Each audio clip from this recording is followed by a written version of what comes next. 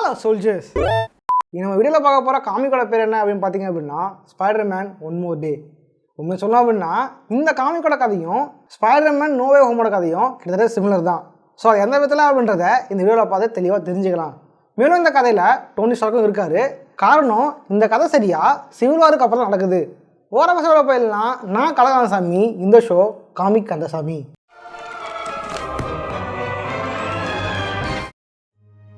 வாழ்க்கையில் எல்லாருமே ஒரு தப்பு செஞ்சுருப்போம். அப்படி ஒரு தப்பை தான் நான் அன்றைக்கி செஞ்சேன். டோனி ஸ்டார்க்காக என் அடையாளத்தை நான் வெளிப்படுத்தினது தான் அந்த மிகப்பெரிய தப்பு. அந்த தப்பு தான் இன்றைக்கி ஆண்ட்மேவை இந்த மரண படுக்கையில் தள்ளியிருக்கு.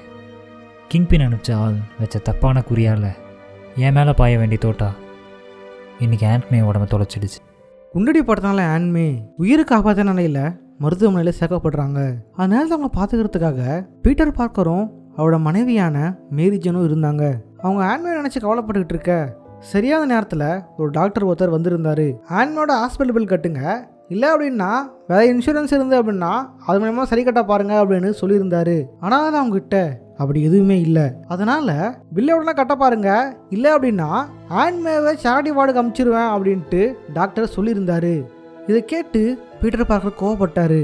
ஏன் அப்படின்னா ஆண்ட்மேயோட நிலைமை ரொம்பவே சீரியஸாக இருக்குது. இந்த நிலைமையில் சேரிட்டி வார்டுக்கு அமிச்சோம் அப்படின்னா அவங்களுக்கு சரியான மருத்துவ வசதி கிடைக்காது. இதனால அவங்க உயிருக்கு ரொம்ப ஆபத்தாக போயிடும். மேரிஜன் என்கிட்ட ஒரு குடும்ப சொத்து இருக்குது, அதை வேணால் விற்கலாமா அப்படின்னு கேட்க பீட்டர் நீ கவலைப்படாத நான் பார்த்துக்கிறேன் அப்படின்னு பீட்டர் அங்கேருந்து வெளியே போக அதனால டாக்டர் பீட்டரை கூப்பிட்டுருந்தாரு. எனக்கு ஒரு அங்கிள் இருந்தார். 2 வருஷத்துக்கு முன்னாடி அவர் ஒரு விபத்தில் மாட்டிக்கிட்டாரு. அந்த ஆபத்துலேருந்து காப்பாற்றினது ஸ்பைடர்மேன் தான். அந்த ஸ்பைடர்மேன் நீ தானே எனக்கு தெரியும், நீ கவலைப்படாத, நான் முடிஞ்சளவுக்கு ஆண்ட்மேவை சேரிட்டி வார்டுக்கு மாதாத மாதிரி பார்த்துக்கிறேன், ஆனால் காசை மட்டும் நீ கொண்டு வந்துரு அப்படின்னு டாக்டர் சொல்லி அனுப்பி வைக்க பண உதவி கேட்க ஸ்பைடர்மேன் எங்கே போகணுமோ அங்கே சில நேரத்துக்கு போயிருந்தார். அவர் டோனி ஸ்டார்க்கை பார்க்கறதுக்காக அவரோட பில்டிங்க்கு போயிருந்தார். அதனால ஸ்பைடர்மேன் தன்னோட பாஸ்வேர்டை போட அந்த இடத்துல அவரோட பழைய பாஸ்வேர்ட் மாறி இருந்தது. இதனால அவர் அந்த கதவை உடச்சிக்கிட்டு உள்ளே நுழைஞ்சிருந்தார். இந்த விஷயம் சரியா அயனோட செக்யூரிட்டி சிஸ்டம் கண்டுபிடிச்சிருது. பாதுகாப்பு அரண் மீறப்பட்டிருக்கு. சர்வைலன்ஸ் கேமராஸை ஸ்விட்ச் பண்ணு. எந்த கேமராலையும் எதிரி மாட்டலை சார். சரி, அப்போ இதை வேற மாதிரி தான் ஹேண்டில் பண்ணி ஆகணும் போல இருக்கு. ஸ்பைடர்மேன் யார் கண்ணுக்கும் தெரியாமல் டோனி ஸ்டார்க்கோட இடத்துல நுழைஞ்சிருக்கிற அந்த நேரத்தில் இது யாராக இருந்தாலும் சரி கொஞ்சம் தள்ளியே இரு. பீட்டர், நீ எப்படி என்னை கீழே இறக்கி விடுங்க ஸ்டார், உங்ககிட்ட கொஞ்சம் பேச வேண்டியது இருக்கு. நீ முட்டாளா பீட்டர், இப்படி தனியாக வந்து மாட்டிருக்க? முட்டாள் நீயா நானா? ஸ்டார்க், உன் சூட் பழுதாயிருக்குன்னு எனக்கு தெரியும். இப்போ அதை பற்றி பேசுறது முக்கியம் இல்லை. நான் சொல்ல வரதை கொஞ்சமாவது கேளுங்க. நீ கேப்டன் கூட சேர்ந்தப்பவே பேசி முடிக்கிற கட்டம் எல்லாம் எப்பவோ போயிடுச்சு பீட்டர். இதுக்கு மேலேயும் நீ சொல்றது எல்லாத்தையும் என்னால் கேட்டுட்டு இருக்க முடியாது பீட்டர். ஓ அப்படியா? கம்ப்யூட்டர் யூனிபேமை மேக்ஸிமம் ஆக்கு. என்ன பண்ணுறீங்க ஸ்டார்? நான் சொல்கிறத கொஞ்சமாவது கேளுங்க. அயன்மேன் அதிகபட்சமான ஒளியை அந்த நேரத்தில் பயன்படுத்த ஸ்பைடர்மேன் கண்மூடித்தனமா தன்னோட சிலந்தி வலைகளை வீச ஆரம்பிச்சிருந்தாரு. அயன்மேனுக்கு எதிராக அவர் தன்னோட வலைகளை வீசி இருக்க அயன்மேன் அந்த நேரத்தில் சிலந்தி வலையில மாட்டின இறை மாதிரி முழுக்க முழுக்க வலை பின்னப்பட்டிருந்தாரு. மேலோட சூட்டில் இருந்த ரிப்பல்சஸ்லாம் ஆஃப் ஹேண்டில் போயிருந்தது. அதனால எதுவும் செய்ய முடியாமல் இருக்க ஸ்பைடர்மேன் அயன்மேனோட ஹெல்மெட்டை கட்டி முக்கியமான விஷயங்களை பேச ஆரம்பிச்சிருந்தாரு. ஆண்ட்மே இப்போ ஆபத்தில் இருக்காங்க, அது காரணம் என்னோட அடையாளத்தை நான் வெளிப்படுத்தினது தான். நீ சொல்லி தான் நான் என் அடையாளத்தை வெளிப்படுத்தினேன். நான் அவனை முழுசாக நம்பியிருந்தேன், உன்னோட அப்பா மாதிரி பார்த்தேன், ஆனால் நீ என்னை ஏமாத்திட்ட அப்படின்னும் இதோட மொத்த பொறுப்பும் நீ தான், தயவு செஞ்சு நீ ஆண்ட்மேக்கு உதவி பண்ணு அப்படின்னு கேட்டிருந்தாரு. ஆனால் சட்டப்படி ஸ்பைடர்மேன் இப்போ ஒரு குற்றவாளி. இந்த நேரத்தில் அவர் ஸ்பைடர்மேன் உதவி பண்ணா அது கவர்மெண்ட்டுக்கு தெரிய வரும், இது மிகப்பெரிய ஆபத்து, என்னை மன்னிச்சிட்டு பீட்டர் அப்படின்ட்டு அயன்மேன் சொல்ல நீ சொல்றது எல்லாம் சரிதான் பீட்டர், ஆனால் இந்த நேரத்தில் உனக்கு எந்த வகையிலையும் உதவ முடியாத சூழ்நிலை தான் நான் இருக்கேன். சட்டப்படி நீ ஒரு குற்றவாளி பீட்டர். உனக்கு உதவி செஞ்சனா நானும் ஒரு குற்றவாளி தான். சார் சூட் ஆன்லைன் வந்துருச்சு.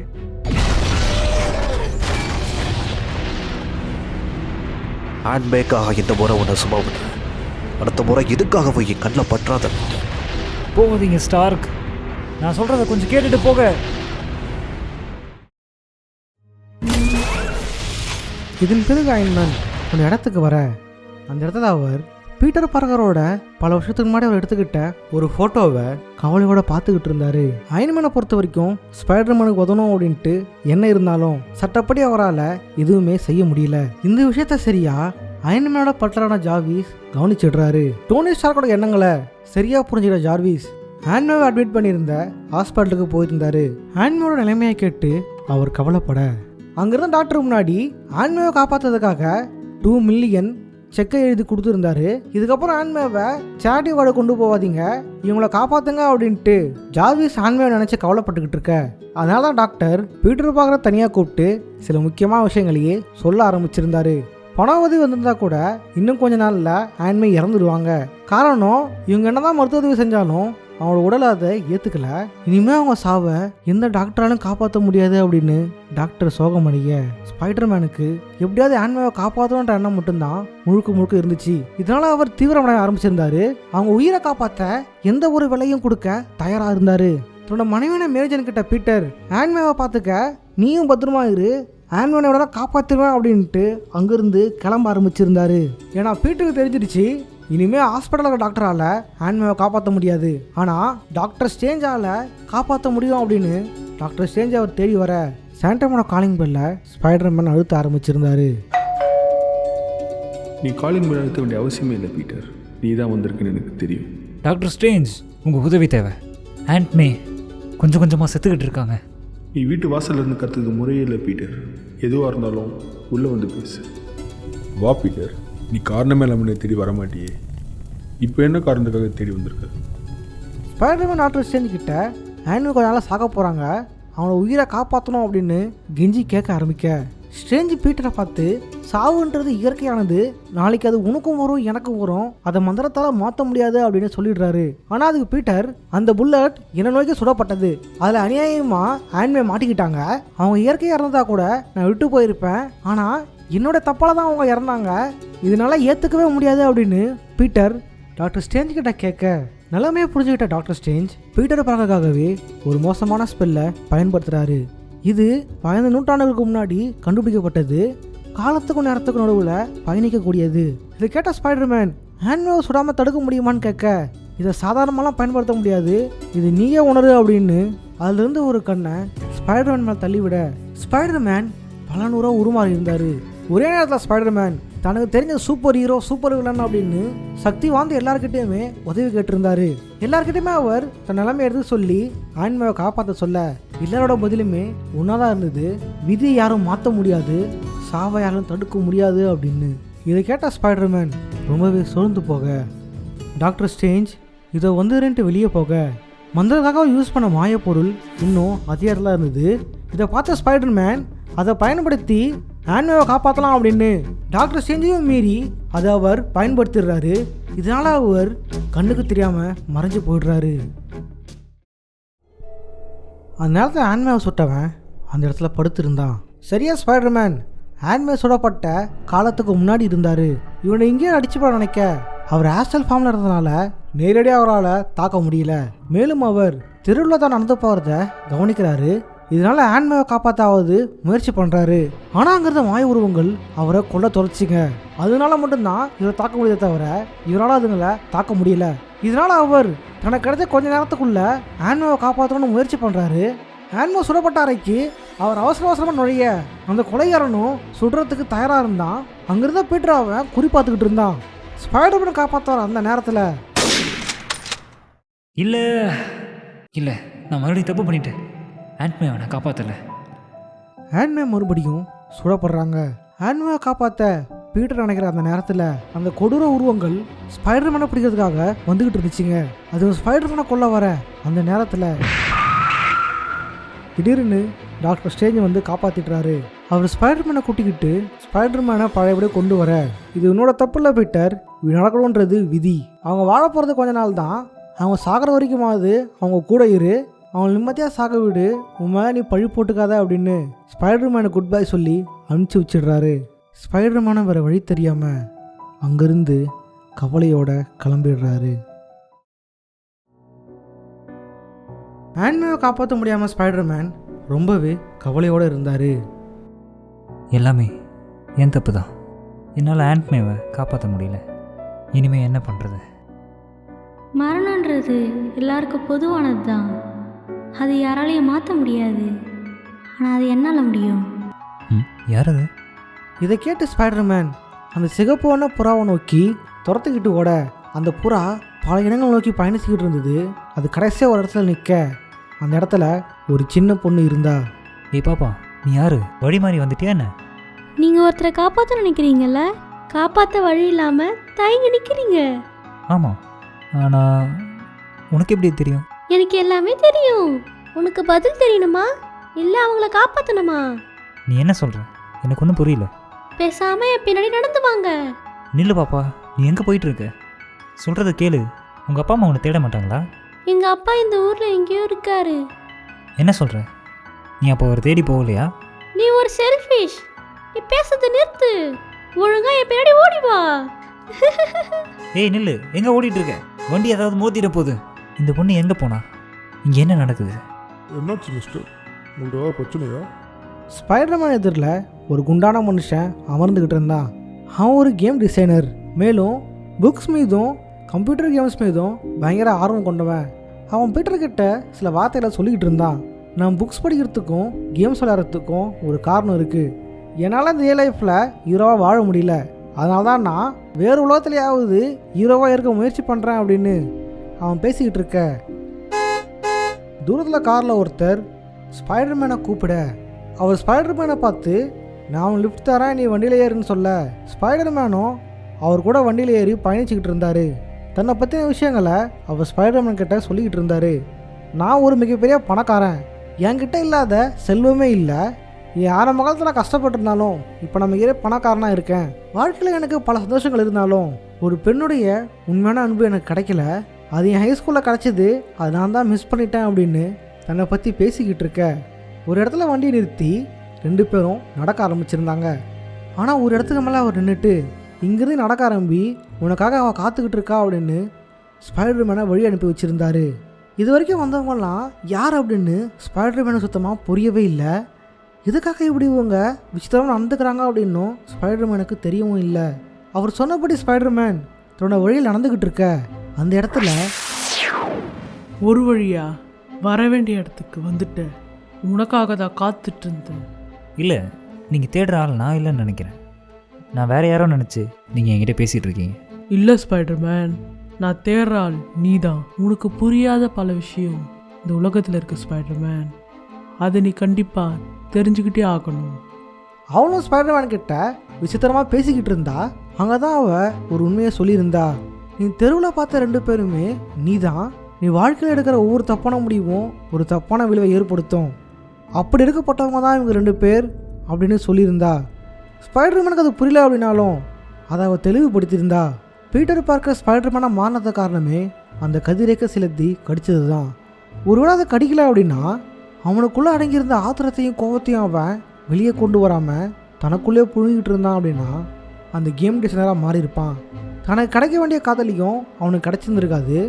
தான் ஆசைப்பட்ட காதல் கிடைக்காதனால தன்னோட வாழ்க்கையில் பெரும்பங்கு வீடியோ கேம் மேலே செலுத்தியிருப்பான். அப்படி செலுத்தப்பட்டவன் தான் ஸ்பைடர்மேன் முதல்ல சந்தித்த அந்த முதல் நபர். இல்லை அப்படின்னா ஸ்பைடர்மேன் தன்னோட ஆத்திரத்தையும் கோபத்தையும் வெளியே கொண்டு வந்து தன்னோட காதலை உதாசீனப்படுத்திட்டு சயின்ஸ் மேலே கவனம் செலுத்தியிருந்தான் அப்படின்னா ஒரு மிகப்பெரிய சயின்டிஸ்டாக இருப்பான். இதன் மூலிமா அவன் பார்க்கர் இண்டஸ்ட்ரி அப்படின்ற ஒரு நிறுவனத்தை நிறுவியிருப்பான். மிகப்பெரிய பணக்காரனாக இருப்பான். ஆனால் இப்போயும் அவனுக்கு தன்னோட காதல் கிடச்சிருக்காது. சரி, நீ சொல்கிறத நான் நம்புகிறேன். ஆனால் அந்த சின்ன பொண்ணு யார்? அது நீ சொல்லவே இல்லையே. அதை நான் அப்புறம் சொல்கிறேன், அதுக்கான நேரம் இது இல்லை. உன்னால் எப்படி ஆன்ட்மேவை காப்பாற்ற முடியும்? இவ்வளோ புதிராக பேசுகிறீங்க. நீ யார்? உன் உருவத்தை காட்டு. நான் யாருன்னு தெரிஞ்சுக்கிட்டே ஆகணுமா? அங்கே தான் அந்த பெண் ஒரு உண்மையான உருவத்தை காட்ட ஆரம்பிச்சிருந்தா. இவ்வளோ நேரம் பேசிக்கிட்டது யார் அப்படின்னா அவன் தான் நரகத்தின் அதிபதியான மெஃபிஸ்டோ. மெஃபிஸ்டோ, நீயா? நானே தான். என்னால் மட்டும்தான் அவளை காப்பாற்ற முடியும். ஆனால் எல்லாத்துக்குமே ஒரு விலை இருக்கு ஸ்பைடர்மேன். அதுக்கான வழியை கொடுக்காம இது எதுவும் நடக்காது. என் உயிரை எடுத்துக்கிட்டு அவங்கள காப்பாற்ற போறியா?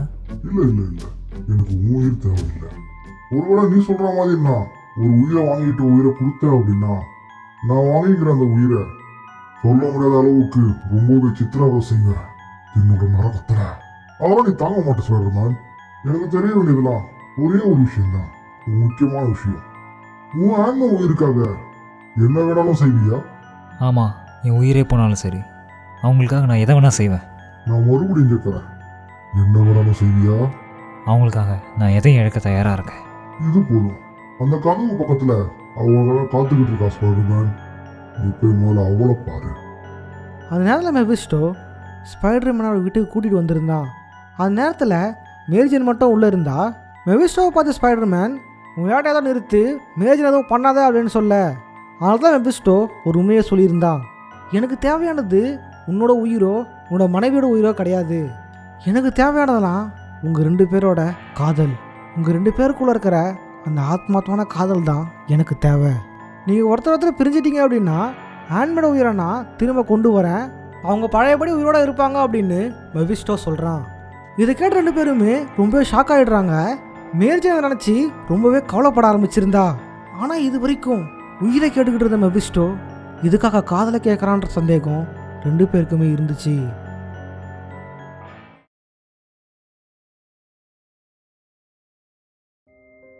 அதே சமயத்தில் ஆன்மேட உயிர் கொஞ்சம் கொஞ்சமாக பிரிஞ்சுக்கிட்டு இருந்தது. ஆன்மே இறந்து போயிட்ட மாதிரியான கட்டக்கனவு ஸ்பைடர்மேன் கண்டுக்கிட்டு இருந்தார். ஸ்பைடர்மேன் அங்கேருந்து எந்திரிச்சு தன்னோட மனைவியை பார்க்க மேரிஜன் அந்த இடத்துல நினச்சி கவலைப்பட்டு அழுதுகிட்டு இருந்தா. ஸ்பைடர்மேனை விட்டு பிரியறதுக்கு மேரிஜனுக்கு சுத்தமாக மனசே இல்லை. ஆனால் இது விட்டால் ஸ்பைடர்மேனுக்கு வேற வழியே இல்லை. ஏன்னா தன்னோட உடம்புல பாய வேண்டிய புல்லட் ஆன்மே மேலே பாஞ்சிருக்கு. அவங்க இயற்கையாக இருந்ததாக கூட எனக்கு அவ்வளோ பெரிய பாதிப்பை ஏற்படுத்தியிருக்காது. ஆனால் தன்னால தான் அவங்க தனக்காக இறந்துருக்காங்கன்னு நினைக்கும் பொழுது இந்த குற்ற உணர்ச்சி என்ன தினம் தினம் கொல்லும், நம்ம 2 பேரும் நிம்மதியாக வாழ விடாது அப்படின்னு சொல்ல மேரிஜன் என்ன சொல்கிறதுன்னு தெரியாமல் பீட்டரை பார்த்து அழ ஆரம்பிச்சிருந்தா. ஸ்பைடர்மேன் அவளுக்கு ஆறுதல் சொல்கிறதுக்காக அரவணைச்சு பேசிக்கிட்டு இருக்க மெபிஸ்டோ குறுக்கிட ஆரம்பிச்சிருந்தான். 2 பேரும் என்ன முடிவு எடுத்திருக்கீங்க அப்படின்ட்டு மெபிஸ்டோ கேட்க ஸ்பைடர்மேன் இது எப்படி ஒர்க் ஆகும் அப்படின்னு கேட்டிருந்தாரு.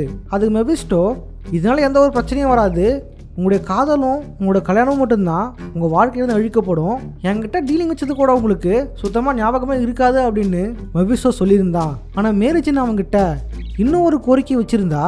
அதுதான் ஸ்பைடர்மேன் யார்ன்ற விஷயம் இந்த உலகம் மறக்கணும் அப்படின்னு. மெபிஸ்டோவும் அதுக்கு உடனே ஒத்துக்க 2 பேருமே சம்மதம் சொல்லியிருந்தாங்க. மெபிஸ்டோ மந்திரத்தை போட மேரிஜன் ஸ்பைடர்மேனை கண்ணீரோட பார்த்துக்கிட்டு இருக்க அந்த நேரத்தில், நில்லு, எனக்கு ஒரு விஷயம் தெரிஞ்சாகணும்.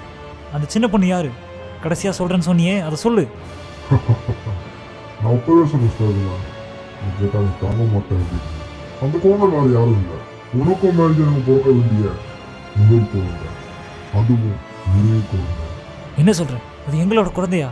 அம்மா, அப்பா, அவங்கள காப்பாத்துறதுக்காக என்ன இந்த கொடுமையில தள்ளிட்டீங்களே. நீங்கள் பண்ண தப்பால நான் இனிமேல் பிறக்கவே மாட்டேன். என்னை இப்படி நரக்கத்தில் தள்ளிட்டீங்களே.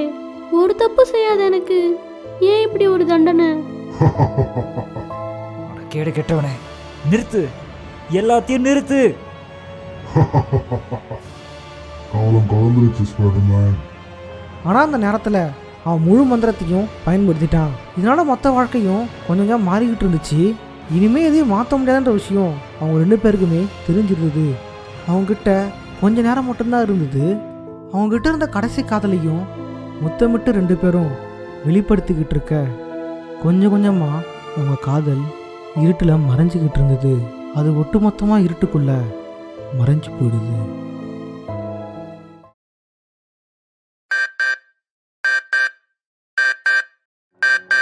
காலையில் அலாரம் அடிக்க ஸ்பைடர்மேன் தூக்கத்தில் இருந்து எந்திரிச்சிருந்தார்.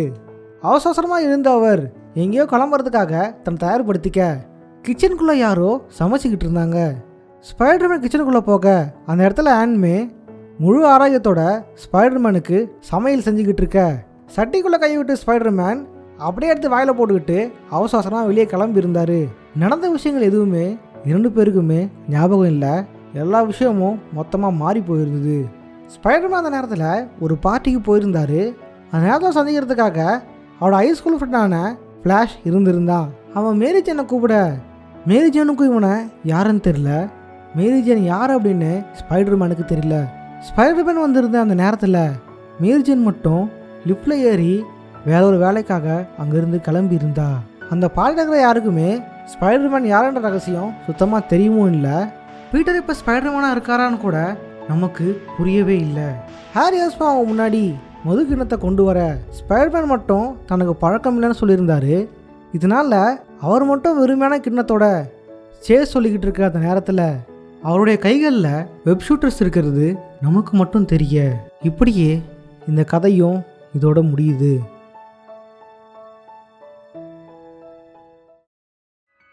அச்சத்தோட எண்டிங்கில் சில குழப்பங்கள் இருக்கலாம். உண்மை என்ன அப்படின்னா, கடைசி பேஜில் பார்த்தீங்க அப்படின்னா ஸ்பைடர்மேனை கிண்ணம் மட்டும் மதுவே இல்லாமல் வெறும் கிளாஸ் மட்டும் இருந்திருக்கும். மேலும் அவரோட கையில் வெப் ஷூட்டர் இருந்திருக்கும். இதுக்கான காரணம் என்ன அப்படின்னா, மற்றவங்க எல்லாருமே காதல்ன்ற மதுவில் கலந்துருக்காங்க. ஸ்பைடர்மேன் மட்டும்தான் சிங்கிளாகவே இன்னும் தனிமையாக மோட்டர் சிங்கிளாக இருக்கார் அப்படின்னு குறிப்பிடுறாங்க. மேலும் அவரோட கையில் வெப் ஷூட்டர் இருக்கிறதுனால அவர் இன்னும் ஸ்பைடர்மேனாக தான் இருக்கார். மெபிஸ்டோவோட மந்திரத்தால் அவர் தன்னோட ஸ்பைடர் சக்தி இழக்கலை, இன்னொரு ஹீரோவாக தான் இருக்கார் அப்படின்னு கடைசி பக்கத்தில் மார்வெல் சொல்லாமல் சொல்ல வராங்க. இந்த வீடியோ பிடிச்சா லைக் பண்ணுங்கள், உங்கள் ஃப்ரெண்ட்ஸோட ஷேர் பண்ணுங்கள். இந்த கதை மட்டும் இல்லாமல் வேறு ஏதாவது காமிக் கதை வேணும் அப்படின்னா அதை பற்றி கமெண்ட் பாக்ஸில் கமெண்ட் பண்ணுங்கள். இது மட்டும் இல்லாமல் Spiderman no way home release ஆனதுக்கப்புறம் காமிக் புக்குக்கும் படத்துக்கும் என்ன வித்தியாசம் அப்படின்றத நம்ம கேகே சேனலில் தெளிவாக பார்க்கலாம். இதே மாதிரியான இந்த சொல்ல சந்திக்கிறேன். பட்றேன் பாய். நான் காகன் சாமி. இந்த ஷோ காமிக் சாமி.